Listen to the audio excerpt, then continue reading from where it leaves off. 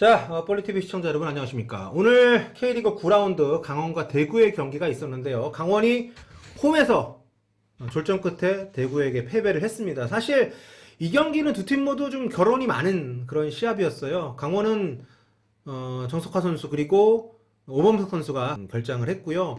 대구에서는 거의 많은 사람들이 전력의 절반이라고 생각했던 세징야 선수가 부상으로 빠졌고요. 또 김진혁 선수 최근에 좋은 활약들을 하고 있었는데 김진혁 선수가 뭐 군대를 가버렸죠. 그러면서 두 팀 모두 좀 전력 손실이 있는 상황에서 경기를 시작을 했었는데 결과적으로 보자면 강원FC에서는 공백이 많이 느껴졌지만 대구에서는 공백감을 거의 느낄 수 없는 그런 시합이 됐습니다. 일단 에드가 선수가 아무래도 그 부상 이후 여파 때문에 전체적인 경기력이 많이 올라오지 않았습니다만 본인이 해야 될 역할들을 굉장히 잘 수행을 해줬습니다. 수비에서 공격으로 전환할 때 볼을 지켜주거나 혹은 방향을 설정해주는 역할을 아주 잘해줬었고요. 또 높이 싸움에서도 경합을 많이 해주면서 그 뒤에 있는 작은 선수들에게 공간을 확보해주는 역할을 아주 훌륭하게 해줬습니다. 그리고 세징야가 빠진 부분들은 김대원, 정승원, 또 황순민 선수까지도 중앙으로 종종 들어와 주면서 많이 도움을 줬고요. 물론 찌바사 선수가 뒤에서 잘 받쳐준 것도 큰 힘이 됐습니다. 자, 이렇게 대구는 올 시즌에 이 어떤 특정 개개인에게 의존하는 팀이 아니라 시스템적으로 잘 구성이 되어 있는 시스템적으로 잘 구성이 되어 있는 팀이라는 것을 오늘 시합에서 확실히 보여준 것이 아닌가 싶어요. 대구의 게임 플랜은 단순합니다. 최대한 빨리 공격 진영으로 접근을 하고 수비하는 상황에서는 앞쪽에서 그 뺏겼을 때의 최전방 공격수 한두 명이 앞쪽에서 압박을 해주는 것 제외하면 대부분 내려와서 수비를 진을 치는 수비를 기다리는 수비를 해주고요. 그렇기 때문에 상대가 점유율을 높게 갔더라도 전혀 개의치 않습니다. 상대가 점유율을 뭐 아무리 높게 갔더라도 유의미한 지점까지 오는 것을 방치하지 않으면 실점을 뭐 하는 가능성이 낮아지기 때문에 그런 어떤 축구의 반복이 오늘도 굉장히 좀 연결이 좀 됐다고 볼 수가 있습니다. 그래서 대구 축구가 최근 이번 시즌에 특히 대구 팬뿐만이 아니라 제3의 팬들에게 많이 각광을 받고 있는 것은 그런 어떤 확고한 목표 의식이 경기 내용에 잘 반영이 되기 때문인데요. 특히 공격하는 상황에서 일단 잘릴 가능성이 있더라도 그러니까 정확성보다는 신속성을 우선시하는 그런 공격을 한다는 거죠. 3명, 4명, 뭐 많아야 5명 정도의 선수가 공격적으로 전진을 하게 되면 뒤쪽에서 패스를 굳이 완벽한 패스를 만들려고 하지 않고요. 속도가 붙어있는 선수에게 가장 빠르게 전달을 하려고 합니다. 자, 그리고 그 전달 과정에서 세징야가 있을 때는 세징야가 뭐 패스가 됐던 아니면 직접 운반하는 것이 됐던 굉장히 주도적인 역할을 했었는데 오늘 세징야가 없더라도 뭐 정승원이라던가 김대원 선수가 그 역할을 너무도 잘 수행을 해주면서 공백감을 느끼지 않게 해줬습니다. 그러니까 이 팀이 그 특정 개인에게 의존하지 않은 팀이라는 것은 전에도 에드가가 빠졌을 때 김진혁 선수가 수비에서 공격으로 올라와가지고 그 역할을 정말 잘 해줬잖아요. 골도 많이 넣었고. 그러니까 그만큼 아주 준비가 잘 되어 있는 팀이다. 그러니까 물론 이렇게 뭐 세징야가 빠진다거나 중요 선수들의 공백이 계속 길어진다면은 그 허점이 드러나긴 하겠습니다만 기본적으로 특정 선수 몇몇이 있고 없고에 따라서 팀의 전술 전략이 바뀌는 팀이 아니라는 거, 그리고 바뀌지 않고서도 충분히 좋은 역량을 보여줄 수 있는 팀이라는 것을 확실하게 이번 경기를 통해서 보여준 것 같습니다. 반면에 강원은 정석화 선수가 빠지면서 수비에서 공격으로 좀 더 빠르게 볼을 배달해줄 수 있는, 운반해줄 수 있는 선수가 좀 없었고요. 또 오범석 선수가 중원과 최종 수비 양쪽 모두 어느 위치에 나오든지 굉장히 수비적인 부분에 어떤 통솔을 잘 해주는 선수였는데 이 오범석 선수가 빠지면서 수비 쪽이 오늘 굉장히 난리가 났습니다. 그러면서 두 골 실점을 했는데 물론 김호준 골키퍼의 결정적인 실수도 좀 뼈아프긴 했겠습니다만 강원 입장에서는 여러 가지로 되짚어야 될 부분이 많은 그런 경기였던 것 같습니다.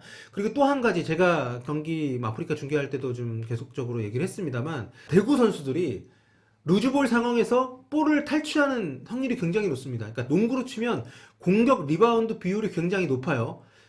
동료들이 슈팅을 하든 뭐 패스를 하든 하면 상대에게 볼을 탈취가 되던 간에 이 루즈볼 상황이 발생을 했을 때 강원 선수들의 접근 속도나 어떤 접근 위치가 굉장히 높고 좋습니다.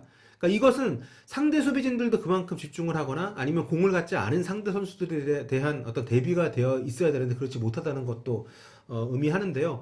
일단 강원 선수들의 조금 느슨한 대처 그리고 어떤 예측 능력의 부재 이런 것들이 대구 선수들의 어떤 전체적인 경기의 어떤 몰입감 그리고 예측력, 이것도 반복된 훈련이나 그가 얼마나 몸에 잘 익었냐 이런 것들이 잘 반영이 된 결과라고 보거든요. 특히 이제 그 김호준 골키퍼 맞고 나오는 상황에서의 득점 같은 경우에는 그런 부분들이 아주 결정적으로 승부에 영향을 미친 그런 순간이 됐습니다. 이 대구가 올 시즌에 공격 축구로 각광을 받고 있긴 합니다만 역시 조현우 선수의 탁월한 선방이 오늘도 빛을 발했습니다. 특히 그 후반전 18분께였죠. 그 제리치 선수의 헤딩으로 인해서 골이 들어가는 것 같은 그런 상황에서 조현우 선수가 예측하지 않은 상황에서 볼이 왔는데 이것을 그냥 방치한 것이 아니라 이 따기로 쳐내면서 공을 팀을 구해냈습니다.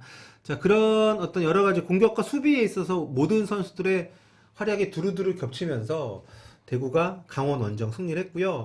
이로써 대구는 강원 상대로 무려 6연승입니다. 이쯤 되면 강원은 대구 상대로 좀 포비아가 생기지 않을까 이런 생각도 드는데요.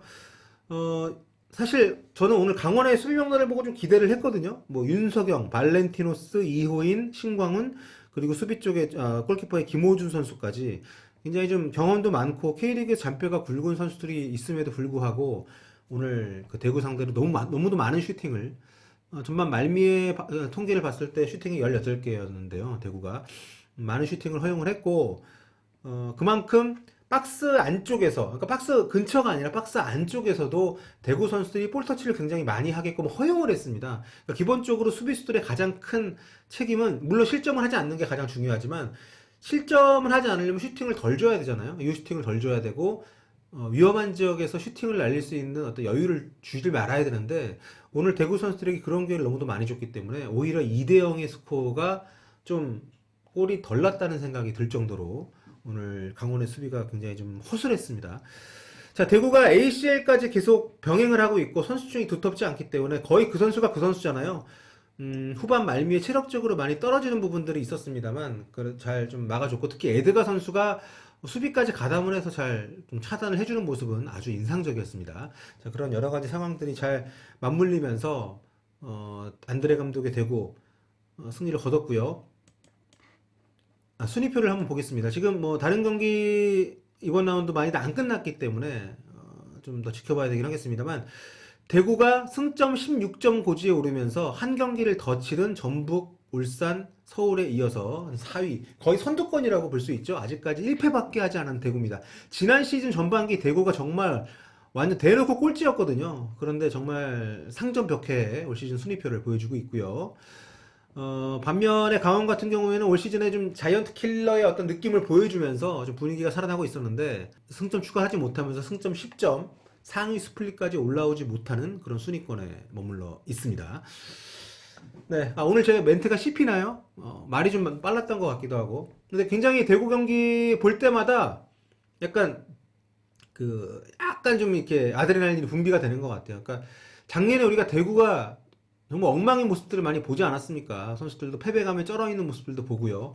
그런데 후반기에 에드가가 들어오고 여러 가지가 잘 맞물리면서 또 무엇보다 FA컵 우승을 차지하면서 ACL 티켓을 따내고 또 새로운 경기장이 열리고 이런 호재들이 겹치면서 지금 완전히 다른 팀이 돼버렸기 때문에 이런 대구의 이런 모습들을 볼 때마다 굉장히 정말 심정적으로 많은 사람들이 저뿐만 아니라 대구 간접 팬 정도 되는 어떤 그런 느낌을 갖게 되지 않나 싶고요. 이게 대구에게는 굉장히 힘이 되지 않나 싶습니다. 어디 가나 대구 얘기를 하면 다들 칭찬밖에 안 하잖아요. 대구는 조현우 골키퍼를 비롯해서 지금 조현우 선수만 대표팀에 가고 있습니다만 뭐 김대원, 뭐 정승원, 또 황순민 선수 같은 경우도 그렇고 뭐 다른 선수도 잘하고 있습니다만 앞으로 대표팀에서도 이 정도 되면은 벤투 감독도 좀 한두 명 정도 불러줘야 되는 거 아닌가 이런 생각이 들고 만약에 대표팀에 대구 선수들이 몇 명이 가게 된다면 대구의 인기는 좀 더 올라가지 않을까 이런 생각을 조심스럽게 해봅니다.